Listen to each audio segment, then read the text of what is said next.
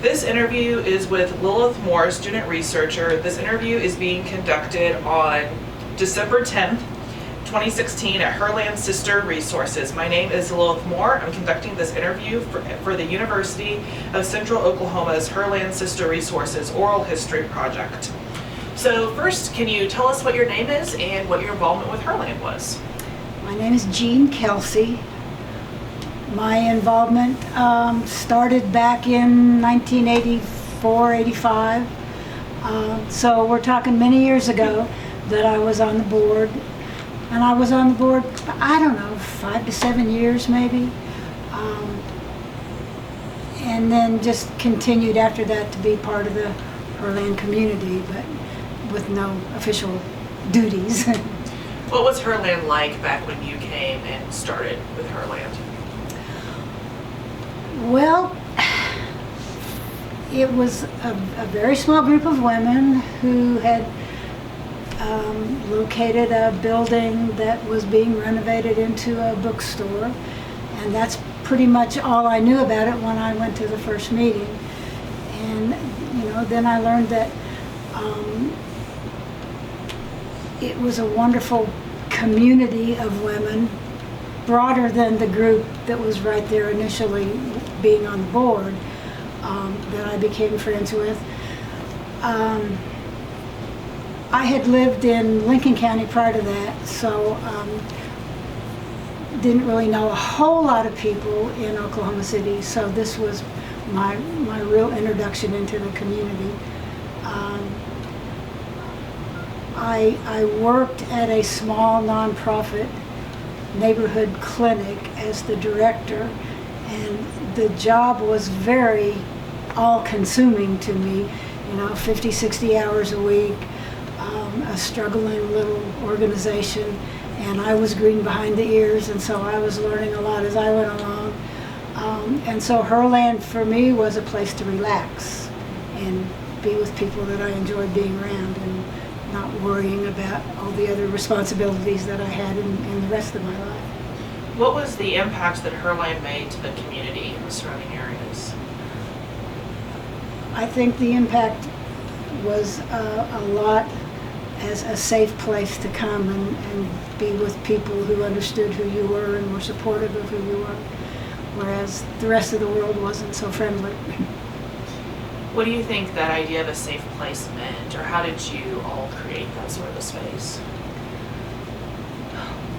Well, in the beginning, of course, just in the physical location of the bookstore, and then going out and socializing together at places that, I wasn't real young, but I was pretty naive. So places that I wouldn't have gone on my own, maybe, to go with my friends and be more comfortable. But then the things like the retreats that we created, a really safe place to go for the weekend and really just totally get away from everything, and it was my mental health getaway, So those kinds of safe events.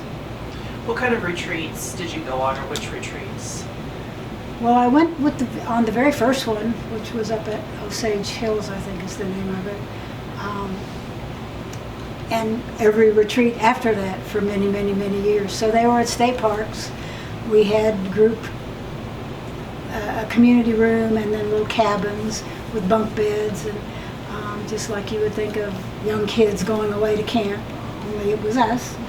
And just Saturday night communal sharing of food and a musical event most of the time. And do you have any memories of the retreats that you'd want to share?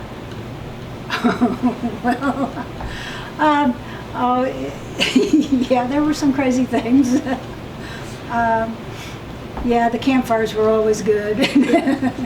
A couple of people having too much to drink and almost falling in and having to save them and that kind of thing, But, what young people do. Of fun. Yeah, it was great fun, and people with guitars and a lot of singing. Yeah. Just a lot of companionship. What other sort of things went on at the retreats? We had workshops, various like hikes in the park and tie-dye and just various craftsy things and games and cards and, you know. What was the area around Herland like during the time when you started? Was it fairly accepting of Herland or not so much? Well, in the very beginning, it was in a different location than where we are today. I didn't really know that much about it myself. Other members in the group, like Barbara Cleveland and some of the founding members, knew a lot more, could answer that question a lot better than I. But when we moved over here, of course, I mean, we're just on the edge of the strip, and so obviously we were part of that community. Do you know, it's recording. All right, let's start by you giving us your name again. I'm Jean Kelsey. And how did you get started with Herland?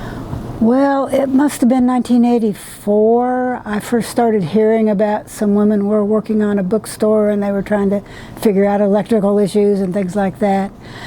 And I actually didn't even live in Oklahoma City. I lived in the next county to the east, Lincoln County. And so it was probably late 84, early 85 when I came to a meeting at that bookstore and got interested and became a board member. And probably was on the board maybe, I don't know, 7 or 8 years. Did you alternate through all the sister roles? Yes. Yeah. Okay. Yeah. Can you tell us a little bit of how the group was founded, or since you came on afterwards, do you? Right, just, you know, what I'm saying, Barbara Cleveland was the woman who was trying to get this bookstore going, and she was a friend of mine who was telling me about it. So in terms of how it got started, I mean, there were other groups, small groups, I guess, or things going on where women knew each other, and so these women just came together at Barbara's urging and started Herland.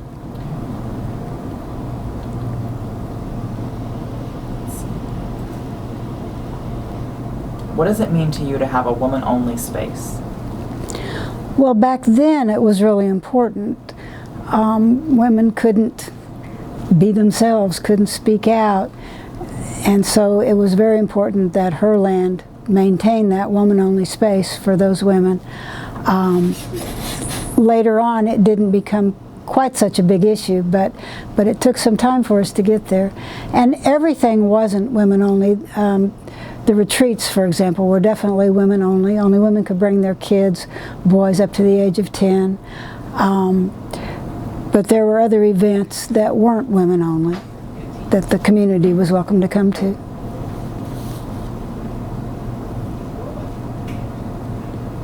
Can you speak about the Legal Defense Fund at all? Yeah, that's something that we were really proud of. A woman came to us with a story about how she was about to lose her kids and she needed money to hire a lawyer. And I, at the time, was, well, for many years, was working for a small nonprofit health center, and so had been involved in asking people for money. And, you know, if you don't ask, you don't get. So several of us said, yeah, we think we can raise some money for that purpose. And my partner, Pat, was more active on the Legal Defense Fund committee. I wasn't actually on that committee, but I just helped raise the money to pay for the lawyers.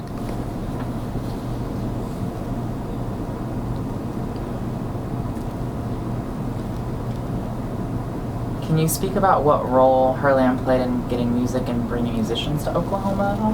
That one we haven't had a lot of answers to on the documentary so far. For me, that was one of the main things that I love so much about Herland.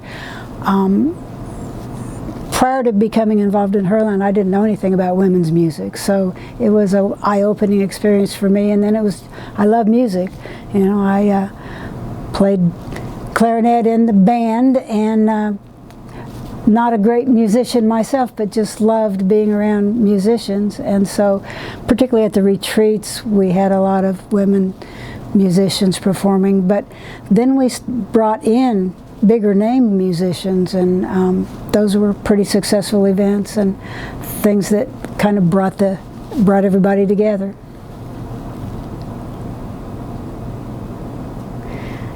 And again, Barbara Cleveland was one of the people who really pushed to doing that in the beginning, and as usual, she was right.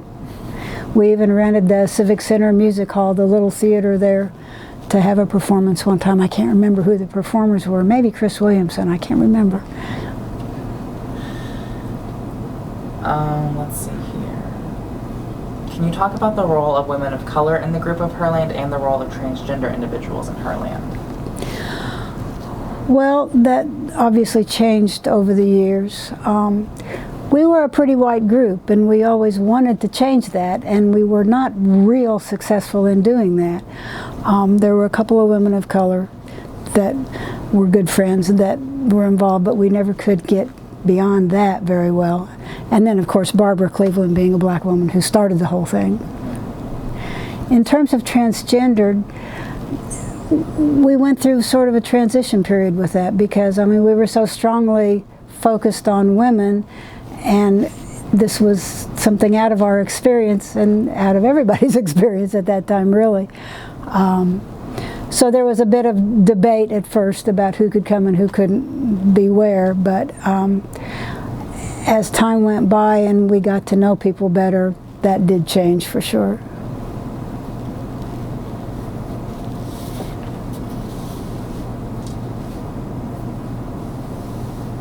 Do you know anything about the Dust Bowl CD? Oh yeah. No one has answered that for us quite yet, so. I don't remember who came up with the idea, but we have some very talented musician friends, and there were, I don't know, I should have looked at the CD before coming if I'd have thought about that, but we had at least 7 or 8 different women who regularly were involved with Herland activities, and so they all did one of their songs on the CD, and of course we sold it at the bookstore and that kind of thing. But I mean, there's a woman who is still performing. She wrote her very first song for that album, and she's still performing that song to this day. Something I was going to ask you. Oh, can you tell us about the newsletters as well? That was always part of what Herland tried to do. Even before Herland was Herland, I think there were women writing and using the newsletter as a format to get things out. But we really tried to put issues, I mean, the newsletter was mailed to women all over the state, all over the country really, and at that time there weren't very many avenues to get thought-provoking ideas out to people, and so the newsletter, we tried really hard to make that a substantial content. It was a lot of work. It was a lot of fun too when you had the newsletter folding parties and everybody got together and sat around and did that, but really it was a lot of work, and it wasn't always sustained at the level that we wanted it to be, as most things that require that much volunteer work. Yeah.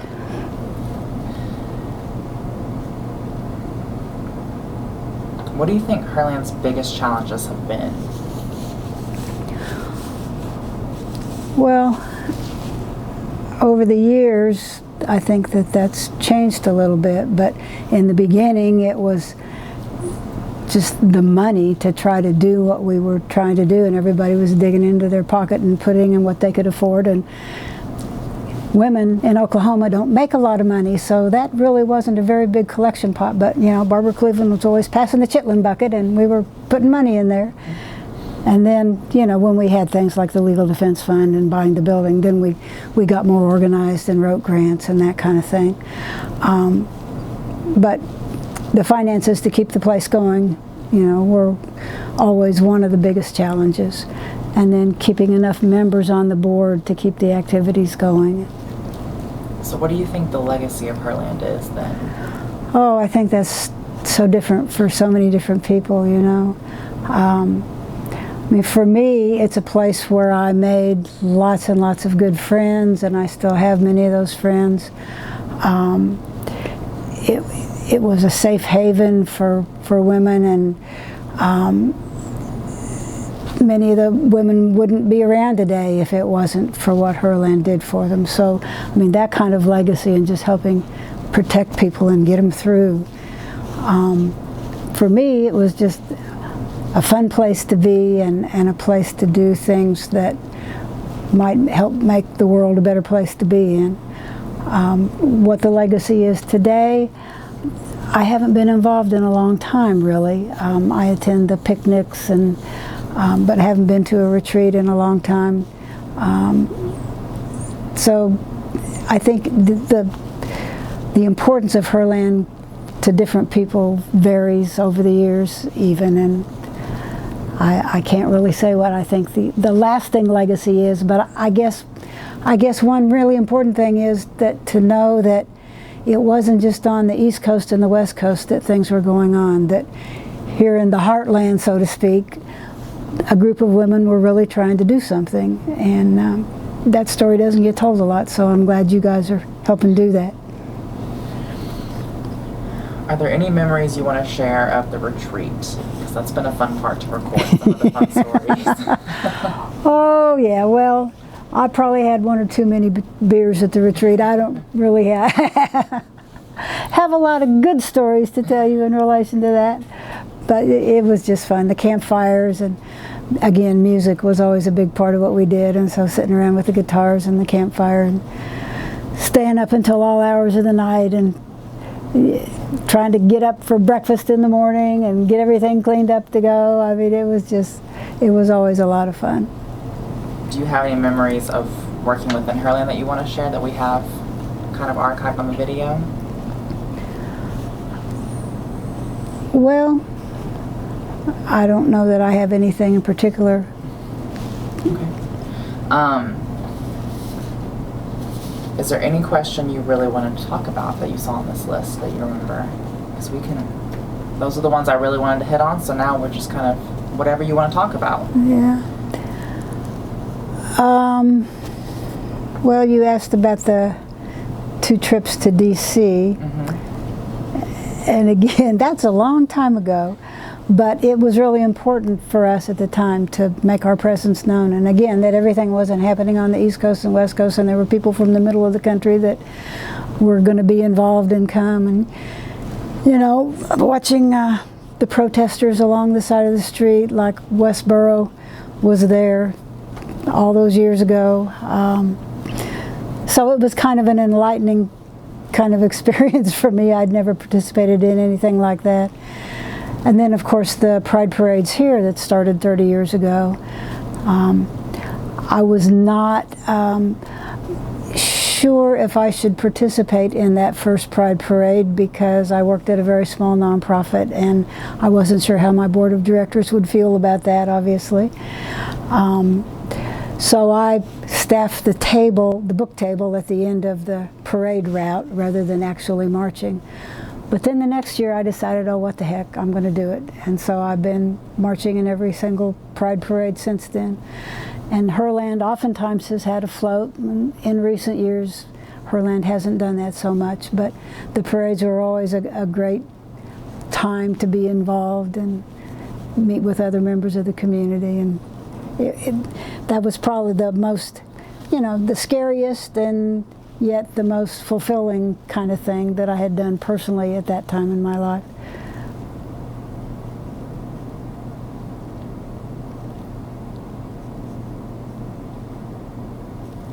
There's one question on here that asks about primary conflicts within the group throughout the years, because a lot of our interviews we talk about how important it was to reach consensus. Mm-hmm. So do you want to talk a little bit of how hard it was to reach consensus?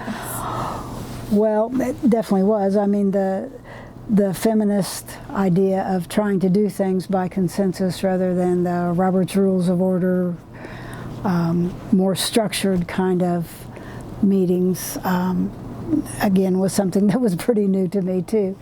I personally can't recall any specific things. I mean, the idea of the transgendered issue of who could come to what, I mean, that was a little bit of a conflict, but mostly because we didn't really know what we were talking about.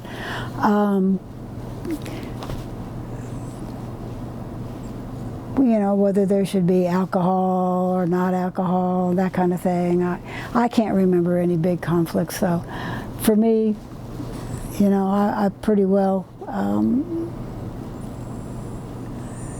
it just seems like we worked so well together that I don't recall any huge conflicts. Let's see here.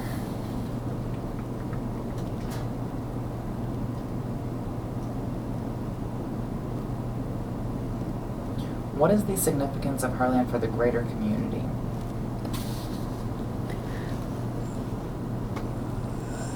Well, in the beginning, we did try to coordinate with other groups, like with the parade, for example. And I remember attending, again, it's so long ago, I can't remember what the groups were, but, I remember going to another center and representing Herland, and I know Ginger was part of a lot of groups back then that we worked with, but again, it's too long ago, I can't really remember. But there was collaboration in the beginning, and then I think some of that sort of faded away. And with women's groups too, of course. I think that's all I have. Anything else you want to talk about? Like I said, I'm not nearly as eloquent as my friends Margaret and Pat, for example. Well, thank you for coming out and doing this for us. Thank you for helping us with this. Sure. Go ahead and stop it. Yeah.